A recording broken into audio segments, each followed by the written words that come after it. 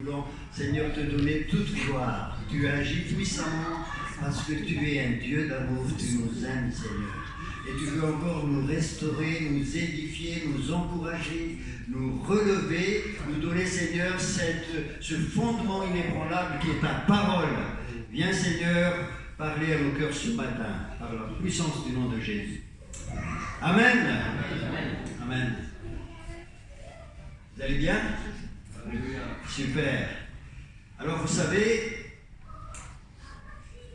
j'ai prié cette semaine et je disais au Seigneur, qu'est-ce que je vais apporter comme message aux frères et sœurs? Et j'avais aucune parole, j'avais aucune pensée, mais j'avais beaucoup de... C'est comme si on avait une armoire pleine de vie, de repas, de vivres, dans des garde-manger, et je ne savais pas quelle nourriture prendre pour vous. Donc j'ai prié, j'ai dit, Seigneur, tu vas me donner, parce que je ne sais pas de quoi ils ont besoin. Et j'ai changé peut-être 2 fois de message, je vous assure, mais j'ai dit, Seigneur, confirme-moi. Et vendredi, j'avais encore fait un nouveau message, et là, le Seigneur me confirmait au travers d'une personne qui discutait avec nous. Alors que cette personne discutait avec nous, j'étais avec Sylvia, et la personne disait 2 choses, et le Seigneur me dit, c'est ce message-là que tu vas prêcher. Voilà. Alors vous savez, je suis comme un papa, j'ai une fille là à la maison, elle s'appelle Priska, elle est déjà assez grande, mais des fois elle a dit, qu'est-ce que tu me prépares comme repas, papa? Et je regarde, il y a des endives, il y a des choux-fleurs, elle n'aime pas trop des endives, je dis, qu'est-ce que je vais faire pour elle? Et j'ai essayé de faire quelque chose, et j'ai fait comme ça aussi, Seigneur, qu'est-ce que tu veux comme menu pour tes enfants?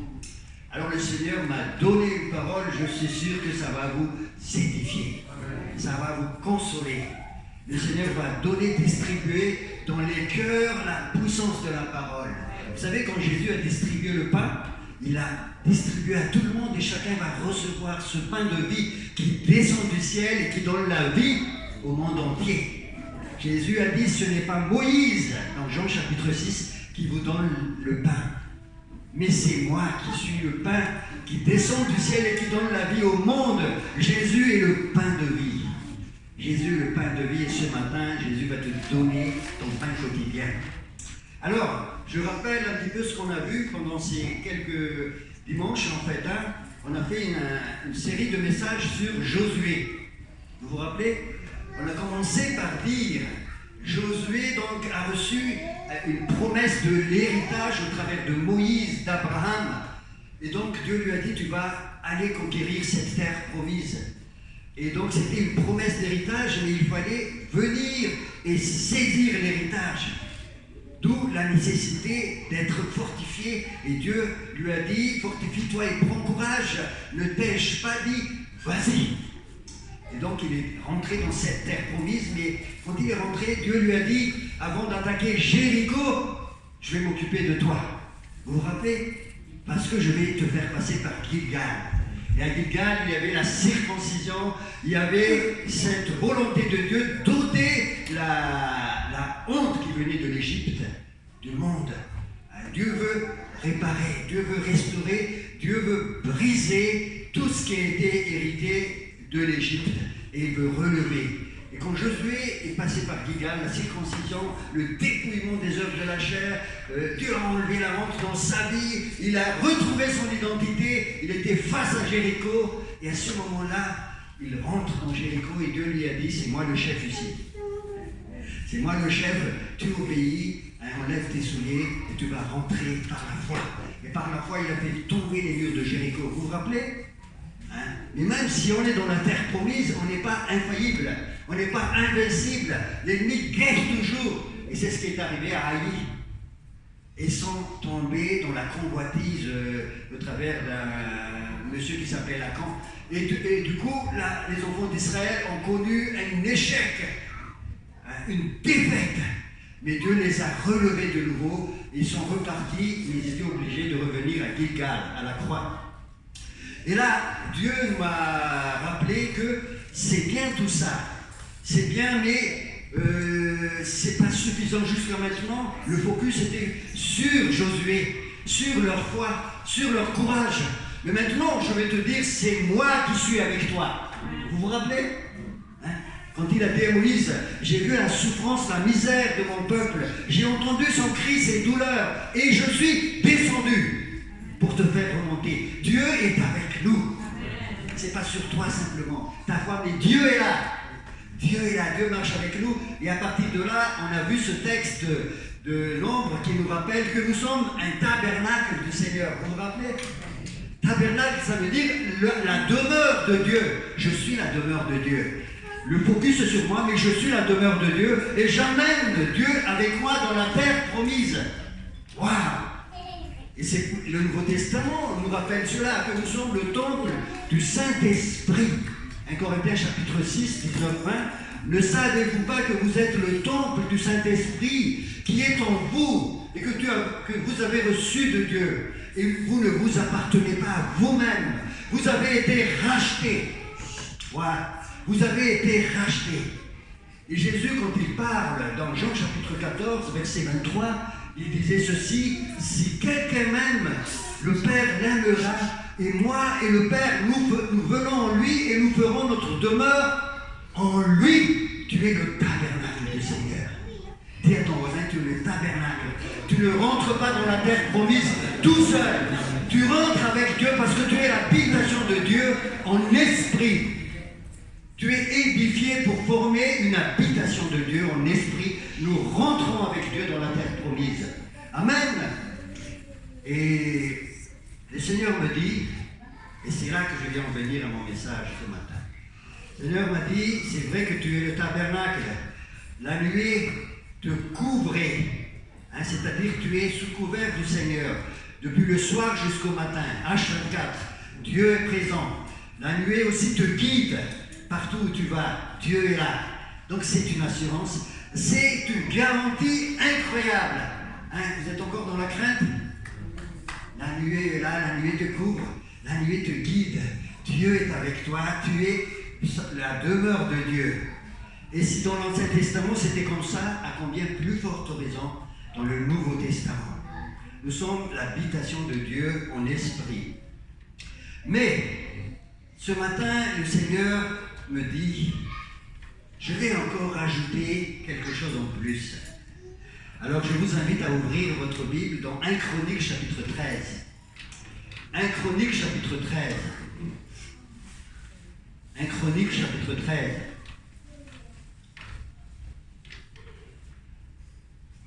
Vous y êtes? Alors, à partir du verset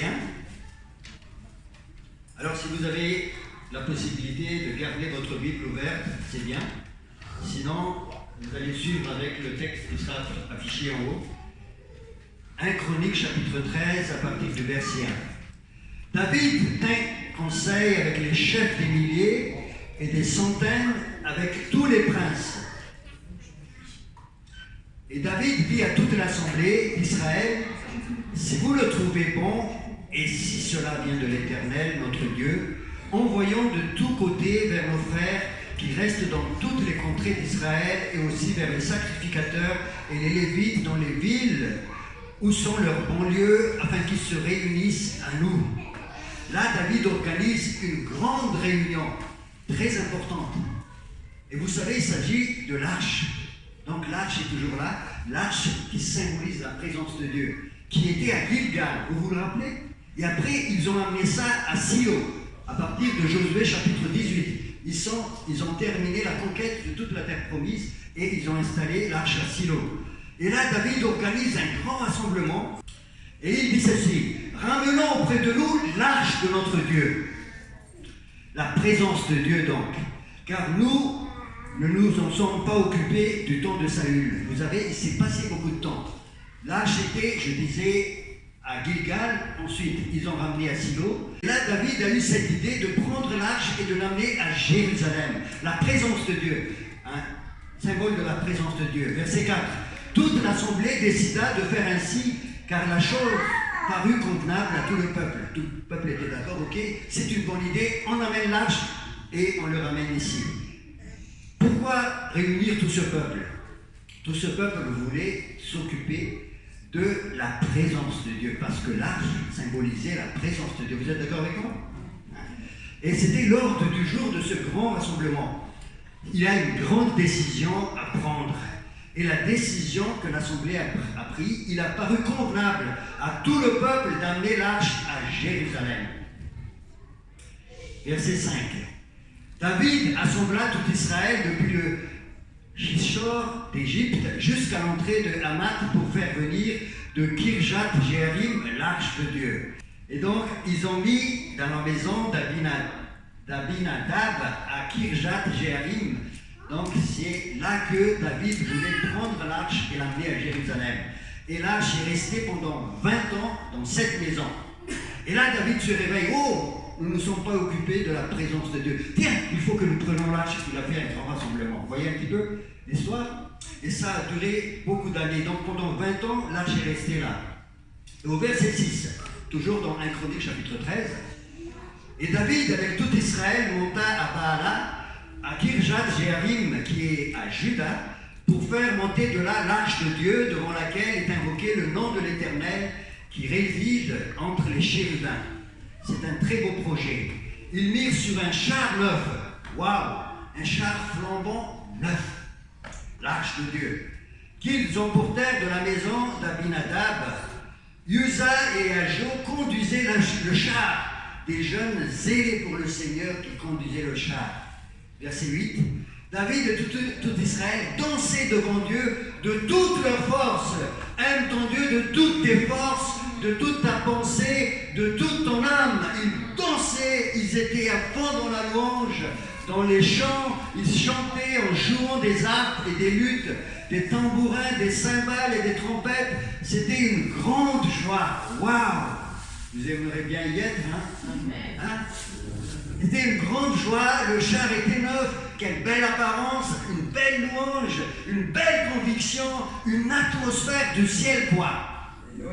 Dis à ton voisin, une atmosphère du ciel était là. Une atmosphère de ciel, alléluia. Le ciel descend sur la terre. Waouh! Verset 9. Lorsqu'ils furent arrivés à l'ère de Kingdom, Uza étendit la main pour saisir l'arche, parce que les bœufs la faisaient pencher. Verset 10, la colère de l'Éternel s'enflamma contre Uz, et l'Éternel le frappa, parce qu'il avait étendu la main vers l'arche. Uza mourut là devant Dieu.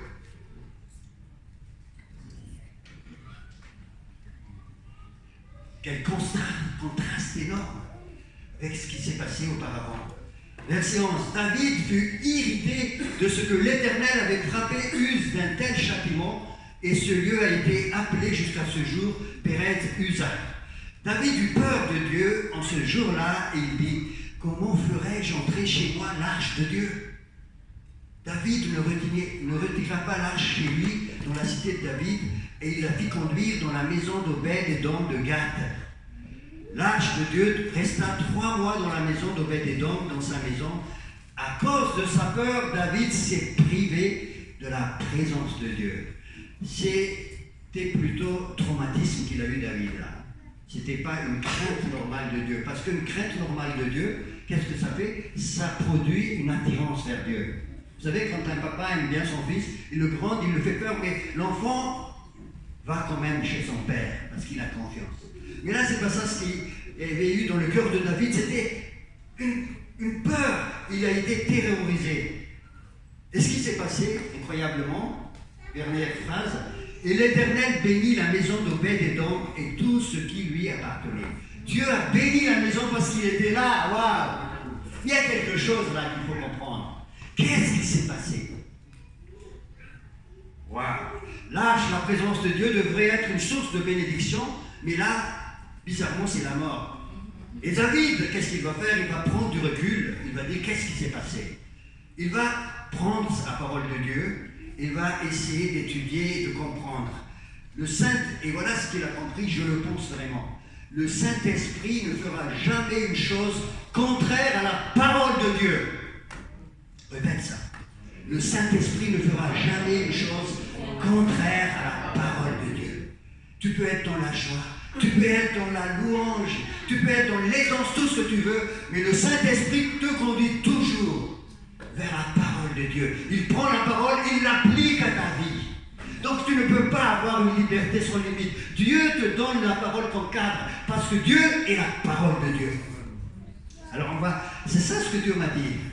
Alors on va développer ça, frères et sœurs. Même si la présence de Dieu est très forte parmi nous, et même si nous avons envie de connaître Dieu de toute notre force, de toute notre âme, de tous nos cœurs, sincèrement, la sincérité n'est pas suffisante. Vous savez, je me rappelle quand j'étais plus jeune dans la foi, je me rappelle toujours de ce prédicateur qui disait, il racontait l'histoire d'un quelqu'un qui ramassait des champignons. Le gars, il ramassait des champignons avec une motivation, mais waouh, avec un zèle pas possible, et il voulait en prendre beaucoup, et il était sincère. Il a ramassé les champignons avec sincérité. Il les a préparés pour le repas avec sincérité. Il a mis sa couvert avec sincérité, il les a mangés avec sincérité, et il est mort avec sincérité. Pourquoi? Parce qu'il a ramassé des champignons vénéneux. Tout simplement, il n'a pas respecté les règles concernant les champignons. Et j'ai entendu, même cette semaine, depuis entendu quelqu'un qui dit « Oh, depuis que je marche avec Dieu, j'ai un tas de problèmes. » J'ai entendu quelqu'un la semaine dernière qui me disait ça. « J'ai beaucoup de problèmes. » Est-ce que vous n'avez jamais dit ça, vous? Moi, j'ai déjà dit ça. Plusieurs fois, je l'ai dit. Et parfois même, j'étais en colère. Je ne sais pas si ça vous est déjà arrivé. J'étais en colère, je ne comprenais pas, j'étais un petit peu comme David, même terrorisé. Et je dis, mais pourquoi tu fais ça, Seigneur? Je ne comprends pas. Pourquoi tout cela? Et ça m'a poussé à chercher la parole de Dieu. À chercher dans la parole de Dieu. 1 Chronique, chapitre 15, versets 1 à 4. Chapitre plus loin. 1 Chronique 15, 1 à 4. Alors je disais tout à l'heure que David commençait à réfléchir et il se disait, mais qu'est-ce que Dieu voulait faire? Mais pourquoi il a fait ça? Et donc il a commencé à lire la parole. Et au verset 1, il voit ceci. David se bâtit des maisons dans la cité, il prépara une place à l'arche de Dieu. Donc il n'a pas renoncé à son projet d'amener l'arche à Jérusalem. Il prépara une place, il dressa pour elle une tente, mais il était troublé. Et là, qu'est-ce qu'il dit au verset 2? Alors David dit, l'arche de Dieu ne doit être portée que par les Lévites, car l'Éternel les a choisis pour porter l'arche de Dieu et pour en faire le service à toujours. Amen. Ça, c'est la parole de Dieu. Que en fait, seuls les Lévites peuvent porter l'arche, parce qu'ils sont appelés pour en faire le service toujours. Verset 3. David assembla tout Israël à Jérusalem pour faire monter l'arche de l'Éternel à la place qu'il avait préparée. David assembla les fils d'Aaron, les Lévites, et comment ils ont fait cette fois-ci? 1 Chronique 15, 14 à 15. Les sacrificateurs et les Lévites se sanctifièrent pour faire monter l'arche de l'Éternel, du Dieu d'Israël. Les fils des Lévites portèrent l'arche de Dieu sur leurs épaules avec des barres comme Moïse l'avait ordonné d'après la parole de l'Éternel.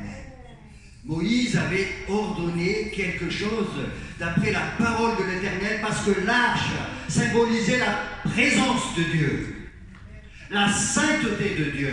Et Moïse avait donné une parole qui vient d'en haut, comment il faut construire la maison de Dieu, la présence de Dieu. Et c'est important de respecter. Vérifions toujours dans la parole de Dieu si c'est vrai. Dis à ton voisin, vérifie toujours dans la parole de Dieu si c'est vrai. Vérifie toujours dans la parole de Dieu. L'apôtre Paul parle des Béréens. Vous connaissez les Béréens dans Acte 17, au verset 11, Acte 17, 11. Les Béréens, c'est des Juifs qui avaient des sentiments plus nobles que les Thessaloniciens. Parce qu'ils reçurent la parole avec beaucoup d'empressement, avec de zèle. Ils voulaient connaître, savoir qui est Dieu, avec beaucoup d'empressement. Mais surtout, ils examinaient chaque jour les Écritures pour voir si ce qu'on leur disait est exact. Acte 17, 11. Vérifions toujours, dis à ton voisin, vérifie toujours ma soeur, vérifie toujours mon frère, dans la parole de Dieu, si c'est exact ou pas exact.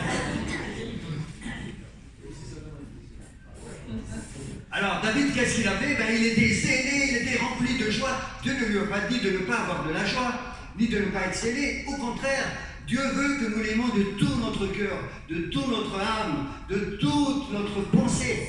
Mais il a dit, tu mets l'arche sur les épaules avec des barres, mais pas sur un char et tiré par des bœufs. C'est beau, hein?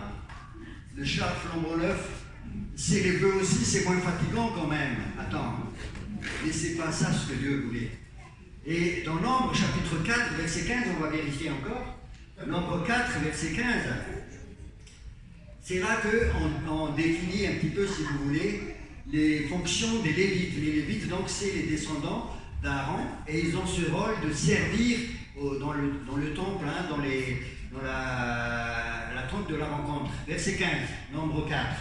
Après qu'Aaron et ses fils auront achevé de couvrir le sanctuaire et tous les ustensiles du sanctuaire, le fils de Kehat était présent parmi les Lévites que David a appelés dans 1 Chronique chapitre 15. Les Kehat étaient là. Et c'est les Kehat qui vont se charger de prendre sur leur épaule l'arche.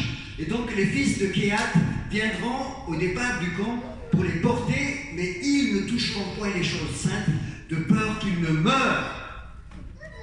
Dieu a déjà dit, Dieu a déjà averti.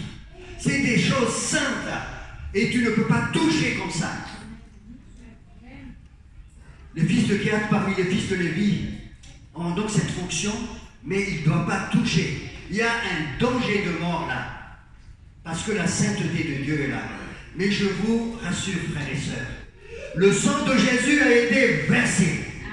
Les malédictions ont été brisées. Vous êtes maintenant des fils et des filles de Dieu, vous êtes des sacrificateurs.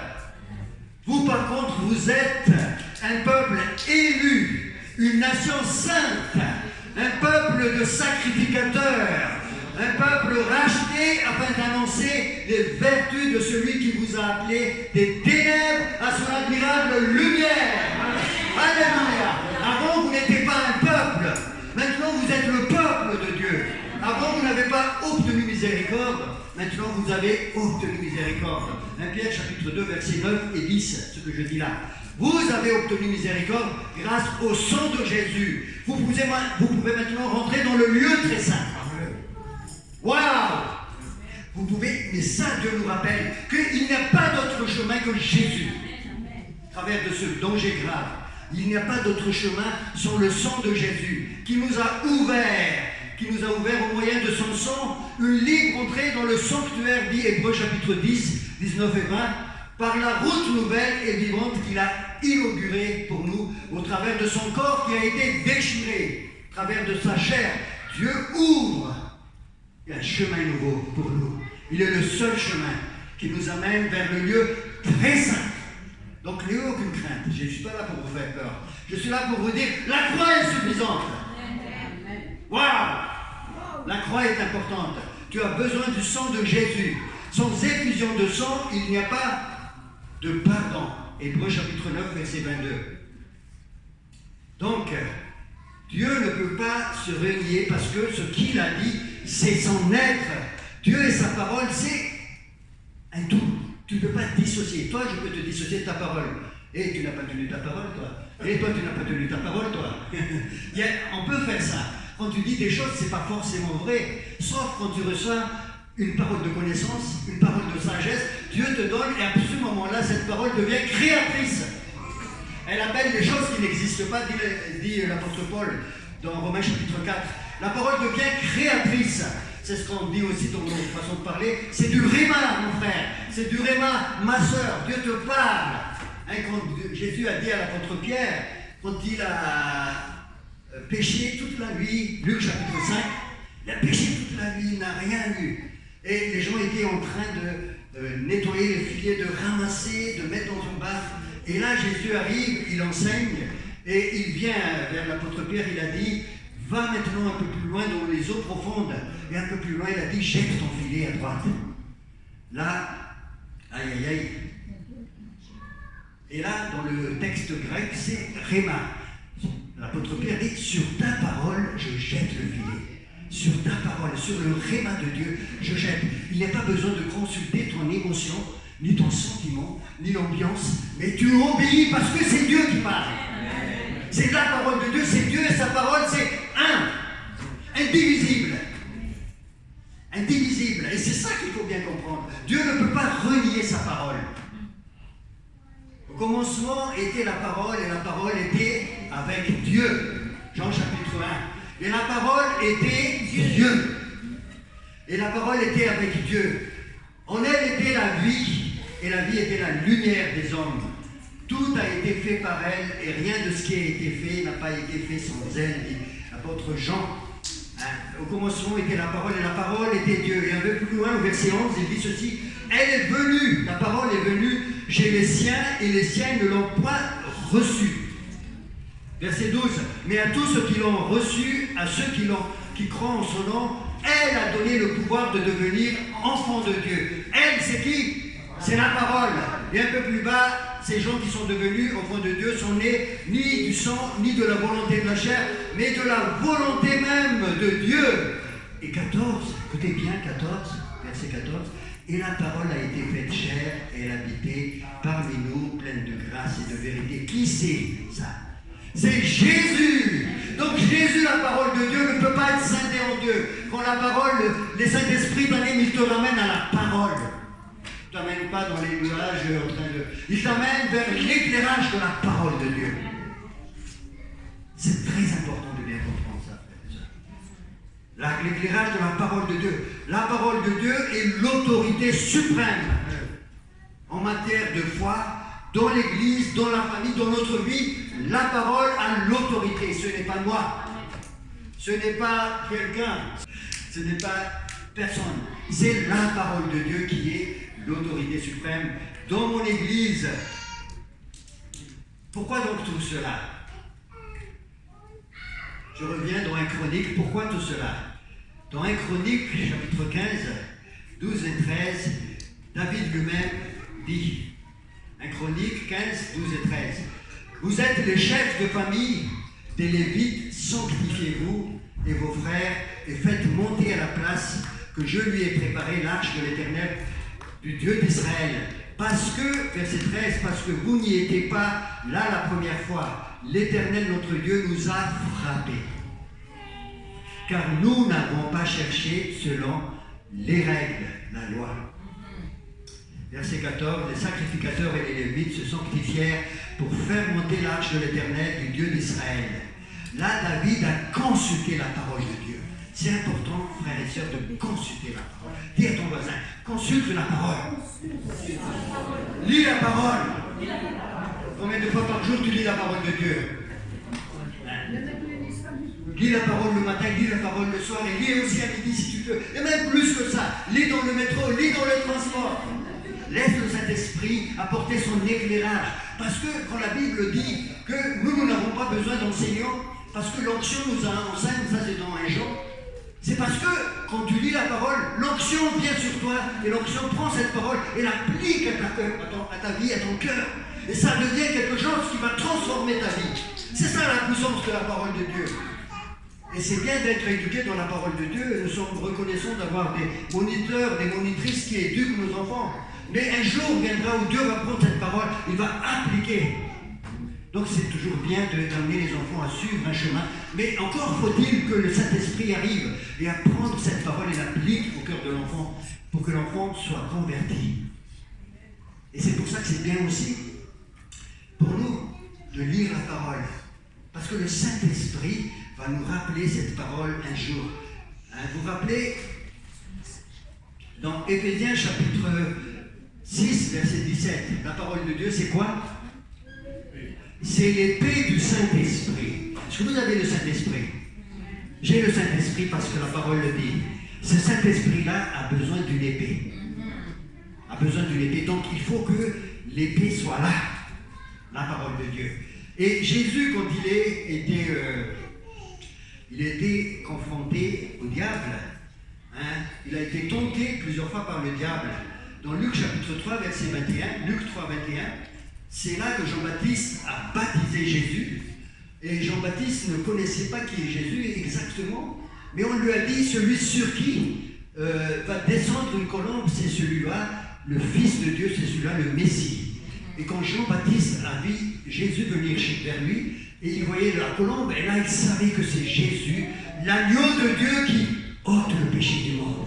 Et à partir de là, Jésus était rempli du Saint-Esprit. La colombe était là. Dans Luc 4.1, vous allez un peu plus bas, vous voyez que c'est écrit, Jésus rempli du Saint-Esprit, revint du Jourdain, il fut conduit par l'Esprit de Dieu dans le désert. Il fut tenté par le diable pendant 40 jours. Il ne mangea rien durant ces jours-là, et après qu'il fut écoulé, il eut très faim. C'est moi qui ai ajouté très faim. Voilà, parce que je voulais attirer votre attention. Il était peut-être très fatigué, c'est ça, c'est sûr. Et le diable lui dit, si tu es fils de Dieu, ordonne à cette pierre qu'elle devienne du pain. Et qu'est-ce qu'il a répondu, Jésus? Avant ça, c'est ça. Il est écrit. Il est écrit. Dis à ton voisin, dis à ta voisine, il est écrit. Le Saint-Esprit lui prend la parole de Dieu, donne à Jésus l'épée et il transperce le diable. Il est écrit. Il est écrit, l'épée de l'Esprit. Il est écrit, c'est une arme offensive. Il est écrit, il est écrit, il est écrit, dégage. 3 fois il l'a dit. 3 fois il l'a dit et le diable est parti. Vers la fin de ce paragraphe-là, vous allez voir que le diable est parti. Jésus a répété 3 versets bibliques. L'homme ne vivra pas de pain seulement, mais de toute parole qui sort de la bouche de Dieu. L'homme doit se prosterner seulement devant Dieu. Amen. Waouh! Il était rempli du Saint-Esprit.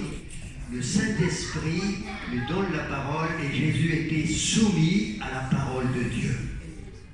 Jésus était soumis à la parole de Dieu. La parole de Dieu, l'épée de l'Esprit, je disais. Le Saint-Esprit a besoin de son épée. Dis à ton voisin, à ta voisine. Le Saint-Esprit a besoin de son épée. Le Saint-Esprit a besoin de son épée. Est-ce que tu veux priver le Saint-Esprit de son arme favorite? Lis la parole le matin, lis la parole le soir, lis la parole pendant la journée, lis la parole dans les transports, lis la parole partout où tu vas, même dans les toilettes. Moi, je lisais la parole dans les toilettes, frères et sœurs. Oui, c'est vrai, à un certain moment, j'ai mis une Bible. À un certain moment, c'est ma religiosité. J'ai dit, tu ne peux pas mettre ça à dos, c'est trop simple. Le Seigneur a dit, non, c'est pas ce qui entre dans le corps qui souille l'homme, mais ce qui sort. Tu peux manger ma parole parce que je suis là. Et des fois, Sylvain a dit, dépêche-toi s'il te plaît. Je passe de temps dans... Non, mais il y a des endroits beaucoup plus confortables que ça. Je ne vous encourage pas, mais si vous pouvez mettre une Bible dans les toilettes. Dans toute ta vie, lis la parole de Dieu. Pourquoi? Parce que, 4 et moi, la parole, dans Hébreux chapitre 4, verset 12-13, Hébreux 4, 12-13, la parole de Dieu est vivante et efficace. Plus tranchante qu'une épée quelconque à 2 tranchants, pénétrante jusqu'à partager âme et esprit, jointure et moelle. Elle juge les sentiments et les pensées du cœur. Nulle créature n'est cachée devant lui, mais tout est mis à nu et découvert aux yeux de celui à qui nous devons rendre compte. La parole dans ce passage pénètre l'arme offensive, pénètre, il sépare. Il pénètre, il sépare, elle juge. Elle pénètre, elle sépare, elle juge et à la fin, elle révèle. Elle révèle la parole de Dieu. Épée à 2 tranchants. Et Jésus, dans l'Apocalypse 1,16, il avait dans sa bouche une épée à 2 tranchants. Jésus, quand il vient vers toi, il vient avec son épée jaune. Il tranche. Quand tu reçois quelque chose qui tranche dans ta vie, qui pénètre, qui sépare, qui pénètre, qui révèle les choses et qui juge, à ce moment-là, c'est Jésus qui fait pénétrer son épée, sa parole, en vue de séparer l'âme et l'esprit, le psyché et le pneuma. Le psyché, c'est tout ce qui est le domaine de l'âme, c'est les émotions, c'est les sentiments, c'est la tristesse, c'est la joie. Moi, je suis très fort dans le Seigneur quand je suis joyeux. Oh, quand il y a de l'ambiance, l'atmosphère du ciel, waouh! Je suis très fort. Non, ça ne dépend pas de ça. Qu'est-ce que dit la parole? Qu'est-ce que dit la parole? Hein? Et la parole va diviser ce qui est du domaine de l'âme, ce qui est du domaine de l'esprit, mais la parole n'est pas contre l'âme. Il faut simplement que l'âme soit soumise à l'esprit, à la parole de Dieu, parce que c'est comme le lieu très saint, en plus le lieu saint et le parvis. Hein? Notre corps, notre être est trinitaire. Hein? Nous sommes esprit, âme et corps. Et il faut que notre âme soit soumise à l'esprit qui reçoit les choses de Dieu, qui reçoit les révélations de la parole de Dieu. Et tout à l'heure, je pense, avec le séminaire de Zabulan, il va nous parler dans ce sens. Je vous invite vraiment, je vous encourage vivement à rester parce que il va attaquer ces choses-là, les divisions de l'âme et de l'esprit. Et Dieu révèle là des choses, la révélation. Hein. Et quand vous allez recevoir cette révélation, vous allez marcher selon l'esprit. Vous pouvez être toujours dans la joie, on est tous dans la joie, on aime bien la joie du Seigneur. Dans les émotions, mais pas comme David, mais comme Jésus. Comme Jésus, un homme et une femme spirituelle. La parole sépare les deux domaines. Hein. Lisez la parole. Soyez renouvelés dans la parole. Moi, quand j'entends des frères et sœurs qui disent « je sens que le Seigneur est là », le « je sens », c'est du domaine de l'âme, frères et sœurs. Hein. Je ne dis pas absolument que le Saint-Esprit ne peut pas conduire notre âme. Non, mais il faut que notre âme soit soumise à la parole de Dieu, à l'intuition. Dieu peut donner une intuition qui est du domaine de l'esprit. Hein, l'intuition, c'est une inspiration qui touche. C'est là que Dieu nous communique parce que notre esprit a été uni avec l'esprit de Jésus. Hein, nous sommes en Christ et notre vie est cachée avec Christ. Donc notre vie spirituelle est cachée. Le voile qui séparait notre vie de la vie de Jésus a été enlevé. Nous sommes dans ce... Il y a communion. Il y a communion, il y a intuition, Dieu nous parle dedans. Mais Dieu nous parle dedans, mais il faut toujours que Dieu révèle ça au travers de sa parole et que ce soit conforme à sa parole. Mais quand c'est simplement du domaine de l'âme, on peut être tout en haut aujourd'hui et tout en bas demain. On peut être ballotté à tout vent de doctrine, avec des émotions aussi des fois qui viennent de nos blessures du passé. Et on réagit, c'est des réactions répétitives, mais pas des actions qui viennent de Dieu. Dis attention aux réactions, reçois les actions qui viennent de cet esprit. Cinquièmement, et je vais m'arrêter là, frères et sœurs, il est midi et demi, désolé, l'Église doit être fondée sur la parole de Dieu. L'autorité. 1 Corinthiens chapitre 30, car personne ne peut poser un autre fondement que celui qui a été posé, à savoir Jésus-Christ. Dans Éphésiens 2, 19 et 22, mais vous n'êtes pas des étrangers ni des voyageurs, mais vous êtes des concitoyens des cieux, membres de la famille de Dieu. Vous avez été édifiés sur le fondement des apôtres et des prophètes. Il y a des fondements, frères et sœurs. Et ces fondements-là, c'est la parole de Dieu. On ne peut pas aller au-delà des fondements. Je vous dis ça d'une manière générale. Il y a des fondements que Dieu a donnés, que nous devons chercher dans la parole de Dieu. En lui, tous l'édifice bien coordonné s'élève pour être un temple saint dans le Seigneur. Jésus est la pierre angulaire. C'est la parole de Dieu et sur Jésus s'élève son Église pour devenir un temple saint dans le Seigneur. Ça, c'est dans Éphésiens chapitre 2, verset 21. En lui, vous êtes aussi édifiés pour être une habitation de Dieu en esprit. Donc, nous sommes des tabernacles. Dis à ton voisin, tu es des tabernacles. Tabernacles. Mais des tabernacles construits sur la pierre angulaire qui est Jésus. La pierre angulaire qui est Jésus. Et enfin, je vais terminer par là. Dans Éphésiens chapitre 4, verset 11, écoutez bien, je termine, c'est vraiment le dernier verset. Dieu a donné les uns comme apôtres, les autres comme prophètes, les autres aussi comme évangélistes et les autres comme pasteurs et docteurs, pour le perfectionnement des saints en vue de l'œuvre du service et pour l'édification de l'Église. Donc Dieu a donné les 5 ministères. Et si vous regardez bien dans ces 5 ministères, c'est quoi leur point commun? Qui peut me répondre? La parole. Le point commun, le dénominateur commun de ces 5 ministères, c'est la parole de Dieu. Ce sont des ministères de dispensation de la parole de Dieu. L'apôtre, le prophète, l'évangéliste, le pasteur et le docteur dispensent la parole parce que vous êtes édifiés sur la parole de Dieu pour former une église, une habitation de Dieu en esprit. Donc le Saint-Esprit est là, mais le Saint-Esprit me ramène à la parole de Dieu. C'est la parole qui doit être notre fondement, frères et sœurs. Amen. Levons-nous et bien glorifions le Seigneur. Merci Seigneur pour ta parole, merci pour ta grâce. Ce matin, merci de nous rappeler que nos fondements sont inébranlables. Tu es pierre et sur cette pierre, je bâtirai mon église. Seigneur, tu bâtis ton église sur la pierre angulaire de la confession de foi de Pierre. Tu es la pierre angulaire, tu es Dieu, tu es la parole de Dieu. Et nous voulons construire sur cette parole-là, Seigneur, afin que l'église soit solide, afin que l'église soit enracinée dans ta parole, afin que l'église vive ta présence, parce que ta présence, c'est toi au travers de ta parole. Merci Seigneur Jésus pour cette parole. Alors si quelqu'un veut une prière spécialement pour être encouragé pour lire la parole, lève la main. On va prier spécialement pour toi ce matin.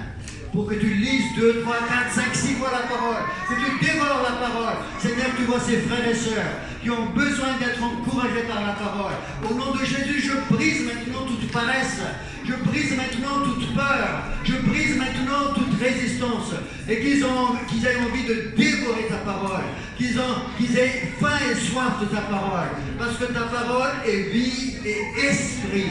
Merci Seigneur de les encourager. Merci de leur donner aussi une révélation. Parce que tout est révélé et mis à nu devant ta parole. Que la parole sépare l'âme et l'esprit.